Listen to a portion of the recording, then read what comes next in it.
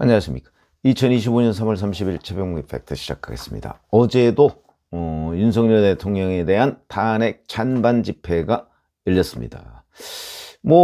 매주 열리는 것처럼 서울, 광화문, 여의도, 그 다음에 탄핵 찬성 집회는 동십자각, 안국동 이 근처에서 열리고 있는데요. 광화문 집회는 아시다시피 전광훈 사랑제일교회 목사, 그 다음에 자유통일당, 여기가 주관하는 곳이고요. 여의도 탄핵 반대 집회는 손현보 부산세계로 목사가 주도하고 세이브 코리아라고 하는 단체죠. 대략 이제 숫자라는 건 좀 의미가 없어졌습니다만은, 제가 지난주에 단 한 번도 탄핵 찬성 집회가 탄핵 반대 집회의 규모를 넘은 적이 없고, 심지어는 탄핵 반대 집회가 6배 내지 7배 정도 많은 숫자, 이건 다 경찰 비공식 추산입니다. 그런 정도까지 기록했을 정도로 이 탄핵 반대의 열기, 이런 것들이 적어도 광장에서는 탄핵 찬성 집회의 열기를 계속해서 눌렀다, 이런 거고요. 어제도 경찰 비공식 추산으로 보면 전국적으로 대략 탄핵 반대 집회는 한 4만 명 정도고요. 탄핵 찬성 집회는 한 1만 5천 정도, 이렇게 비공식 추산으로 연합뉴스에 나와 있습니다. 물론 각 언론 매체마다 주최 측 주장을 보도하기도 하고요. 그 다음에 경찰 비공식 추산도 전부 다릅니다. 근데 이제 연합뉴스는 국가기관통신망이기 때문에 여기서 이제 보도를 하는 거는 다른 데보다는 객관성이 있지 않을까, 이렇게 판단이 되죠. 그것도 못 믿겠다 그러면 어쨌든 중요한 거는 탄핵 반대 집회가 탄핵 찬성 집회보다 적어도 2배 이상 많은 것으로 보인다. 이런 거는 이제 그동안의 흐름과 전혀 변동이 없는 그런 상황이고요. 야당 이제 동십자각하고 이런데 명동역에도 일부 민노총 촛불 행동, 비상 행동, 야오당 이렇게 있습니다. 자, 그런데 제가 오늘 말씀드리려고 하는 내용은 박찬대 민주당 원내대표가 광화문 동십자각 앞에서 이제 야5당 공동 비상시국 범국민대회, 이게 이제 탄핵 찬성 집회죠. 여기에 이제 매주 나가는데, 그동안에도 계속 헌법재판관 8명의 이름을 거론하면서 이제 빨리 해라, 망은혁 임명하라, 빨리 하라는 거는 결국 탄핵을 인용하라, 파면하라, 이런 뜻이죠. 어제도 마찬가지였는데 어제는 좀 달랐습니다. 그 부분을 제가 주목해서 설명을 드리려고 합니다.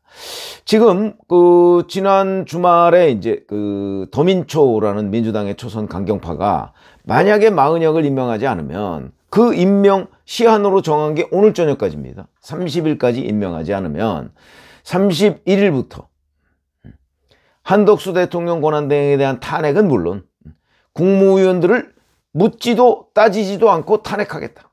요건에 맞든 안 맞든 탄핵하겠다, 이런 뜻이죠.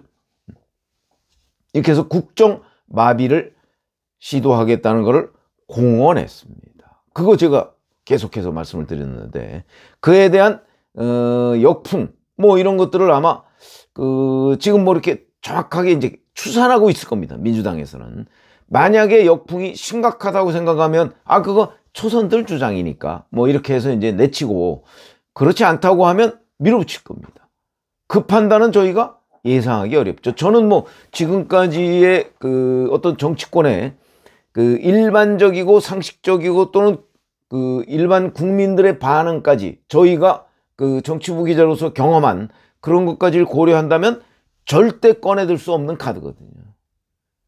근데 민주당은 저랑 계산법이 많이 다르니까, 저는 과거에 민주당의 전신이 새정치국민회의 이런 데도 제가 취재를 했습니다.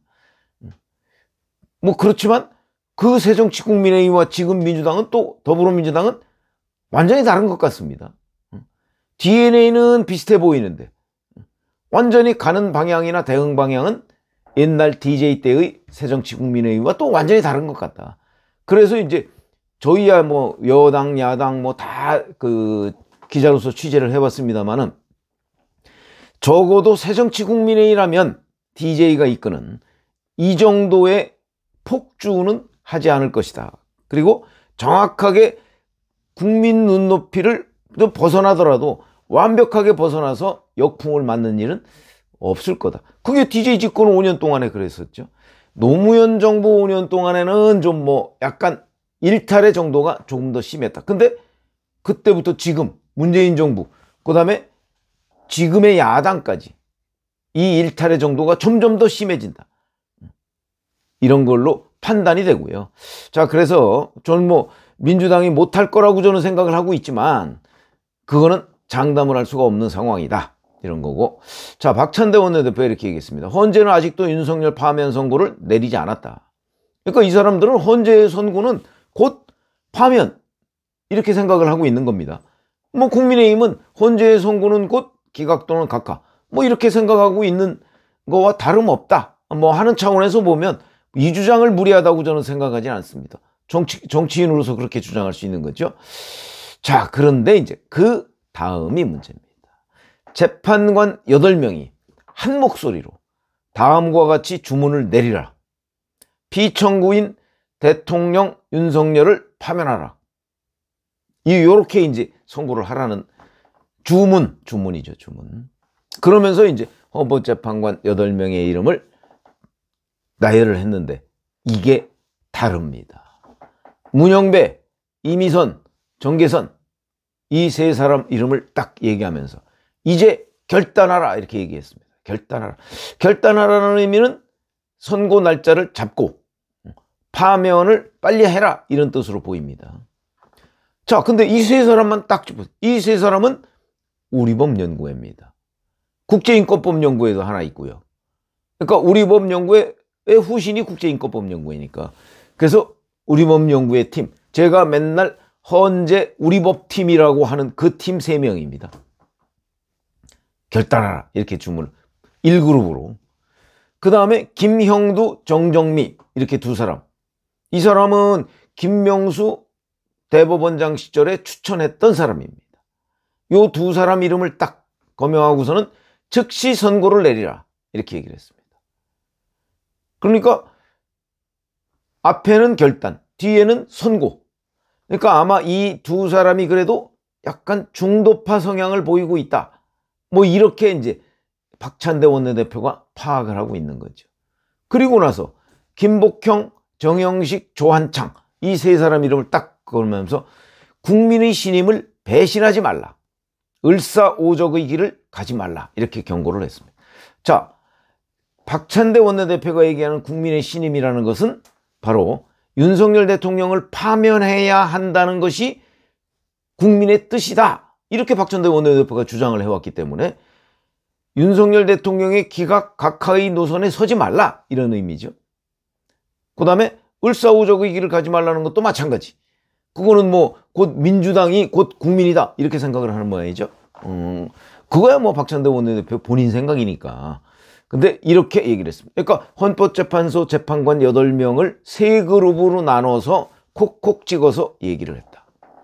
자, 그러면 여기서 이제 우리가 에이, 박찬대 원내대표가 뭘 안다고 라고 얘기하면 뭐 지금 제가 말씀드리는 유튜브가 이제 의미가 없어지는 거지만 저는 여러 차례 말씀드렸지만 지금 현재 헌재의 상황을 정확하게, 물론 제가 리얼타임은 아니라고 말씀드렸습니다.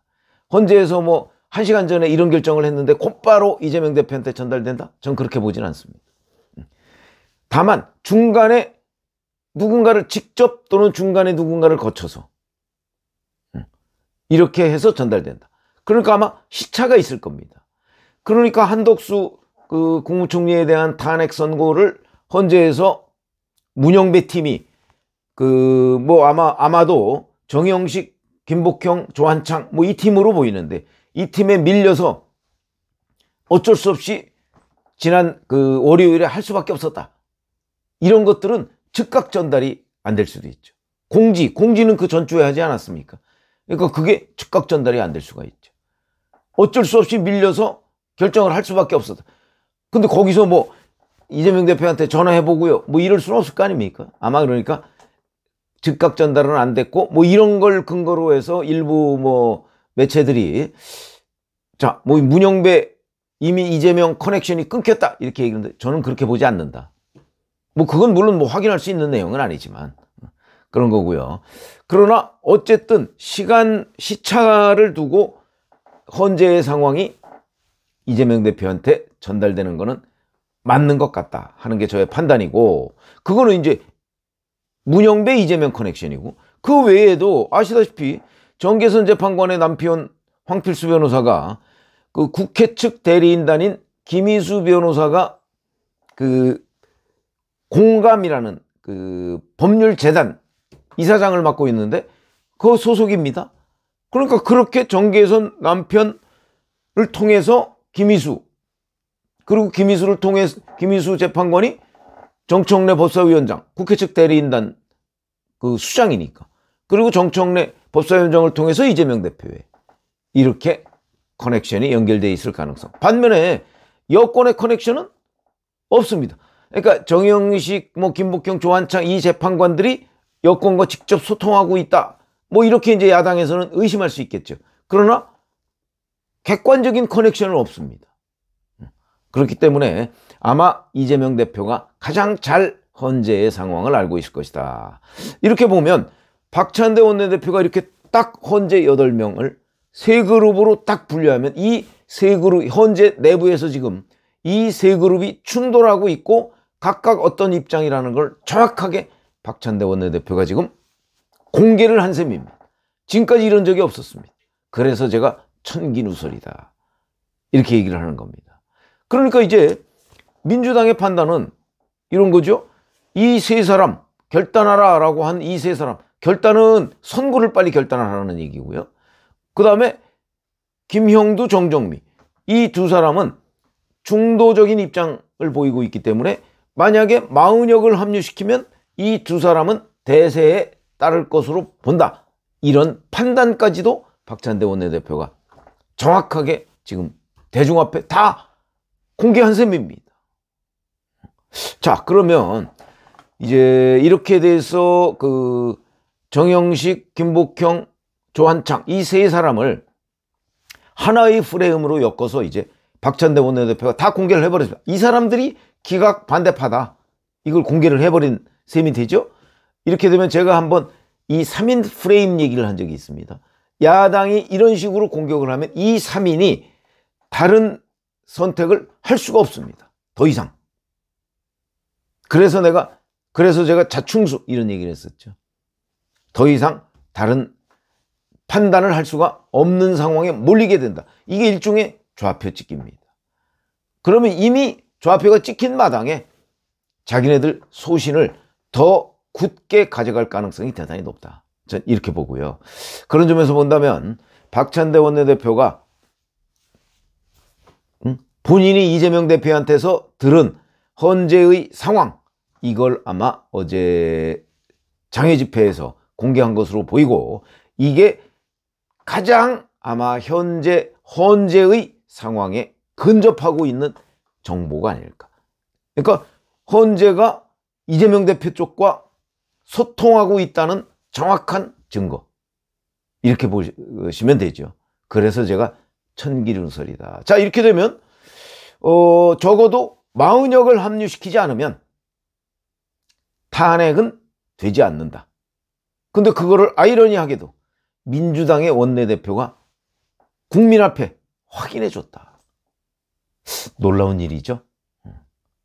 입이 싸다고 해야 되는 건지 아니면 정직하다고 해야 되는 건지 잘 모르겠습니다. 그런 형식이 됐다. 그래서 어제 박찬대 원내대표가 얘기한 거는 현재 헌재 상황을 정확하게 국민 앞에 보고한 셈이 됐고, 그것이 이제 헌재가 마은혁을 합류시키지 않으면 이 상황을 뒤집을 수 없다는 것을 공개적으로 나타낸 것에 불과하다고 저는 생각을 합니다. 고맙습니다.